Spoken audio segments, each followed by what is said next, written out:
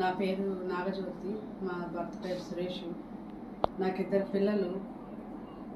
మొదటిగా ఏంటంటే పెద్ద బాబు ఇదిలో అయితే కొంచెం చాలా డిస్టర్బెన్స్ వచ్చాయి చిన్నప్పటి నుంచి. తర్వాత అన్న పరిచయం అయిన తర్వాత ఇక్కడ ప్రేయర్లోకి రావటం, బాబు కొంచెం చాలా ఇబ్బంది పడుతున్నాడని చెప్పాము. చదువు విషయంలో కూడా చాలా డల్ అయిపోయాడు. కోవిడ్ తర్వాత బాబుకు కొంచెం హెల్త్ బాగాలేకుండా వచ్చేసింది. తర్వాత కోలుకున్నాడు దేవుడి దయ వల్ల. చదువు విషయంలో మాత్రం కొంచెం డల్గానే ఉన్నాడు, చాలా డల్ అయిపోయాడు. వాళ్ళు బాధపడేది బిడ్డ మాత్రం నాకేం రాదు అని చెప్పి. కొంచెం ఈవిల్ స్పిరిట్ కూడా యాడ్ అయ్యింది. తర్వాత అన్నగారు ప్రేయర్ చేయించిన తర్వాత బాబు కొంచెం యాక్టివ్గా ఉన్నాడు. ఈ మధ్య కాలంలో లాస్ట్ మంత్లో వచ్చినప్పుడు అన్న ప్రేయర్ చేయడానికి మా హౌస్ సైడ్ వచ్చాడు కపాడిపాలెంకి.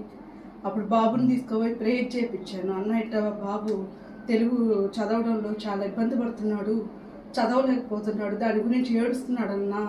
ఇట సండే స్కూల్ పోమన్నా కూడా నేను పోను అని అంటున్నాడు, చాలా ఇబ్బంది పడుతున్నాడు. నాకు చాలా బాధ వస్తుంది ఒకటి చెప్తుంటే అని అడిగాను.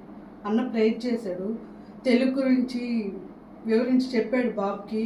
దాని గురించి నువ్వేం ఆలోచించబడి మనం మాట్లాడేదే కదా, నువ్వు చదువుతావు, నువ్వు మంచి ఇదిలో వస్తావు అని చెప్పాడు.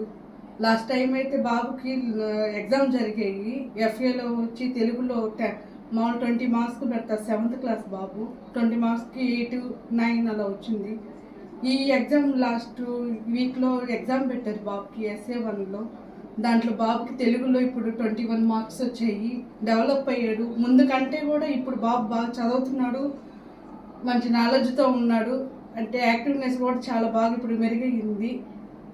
దాన్ని బట్టి దేవుడికి కృతజ్ఞతలు తెలుపుతూ పరుచుకుంటున్నాను. అన్నకి థ్యాంక్స్ చెప్తున్నాను.